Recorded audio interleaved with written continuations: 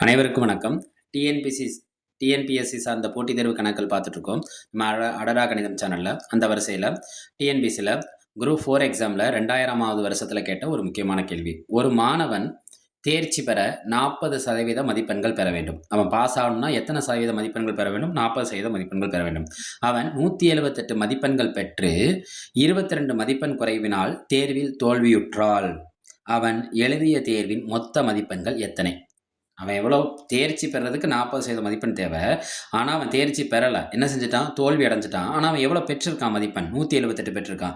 சரி, எதனால தோல்வி அடைஞ்சான்னு பார்க்குறப்ப வெறும் 22 மார்க் குறைவுனால தோல்வி அடைஞ்சான். இப்போ அவன் பாஸ் ஆனால் எவ்வளோ எடுக்கும்னு நம்மளுக்கு இதுலேருந்து தெரியுது. இந்த 178ஐயும் இந்த 22ஐயும் கூட்டினா என்ன கிடைக்குதோ அதான் அவன் என்ன ஆகுதுன்னா பாஸ் ஆகிறதுக்கான மதிப்பெண்ணாக நம்மளுக்கு கிடைக்குது.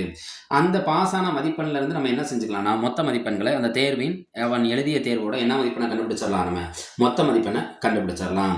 அப்போ அவன் பெற்ற மதிப்பெண் எவ்வளோ? பெற்ற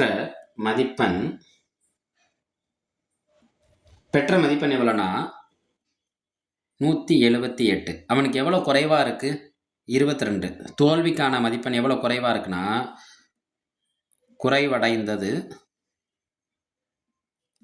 எதனால் குறைவடைந்தது? தோல்வி. அவன் தோல்வியை தழுவுறதுக்காக காரணமாக இருந்த நம்பர் என்னென்னா 22.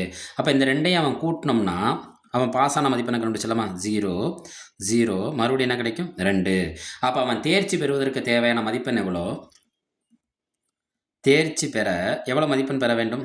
200 மதிப்பெண் பெற வேண்டும். இப்போ கேள்வி அதுக்கு இல்லை. கேள்வி என்ன கேட்டிருக்காங்க? அவன் எழுதிய தேர்வின் மொத்த மதிப்பெண்கள். அவன் எழுதிய தேர்வோட என்ன மதிப்பெண்கள் கேட்டிருக்காங்க? மொத்த மதிப்பெண்கள் கேட்டிருக்காங்க.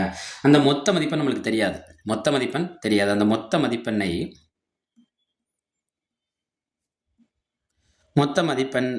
மதிப்பெண்ணை நம்ம அந்த மொத்தம்ங்கிறது டோட்டல்னு சொல்லுமா? மொத்த மதிப்பெண்ணை டி என்க. மொத்த மதிப்பெண்ணுங்கிற பேர் என்ன கொடுக்குறோம்? டி என்க. அவன் எவ்வளவு சதவீதம் மதிப்பெண் பெற வேண்டும்? 40% மதிப்பெண் பெற வேண்டும். அப்போ 40% ஆஃப் டி ஈக்குவல் டு அவன் இப்போ எவ்வளோ தேர்ச்சிக்கு எவ்வளோ தேவை? 200. 40% டோட்டல் எடுத்தால் தான் அவன் தேர்ச்சி பெற்றதாக அர்த்தம். அவன் இப்போ தேர்ச்சி பெற்றதாக எடுக்கிறோங்கிறப்ப அந்த 178 அவன் தோல்வி காரணமான 22ஐயும் கூட்டிட்டோம்னா அவன் என்ன அடைஞ்சிட்டான்? தேர்ச்சி அடைஞ்சதாக அர்த்தம். அது 200.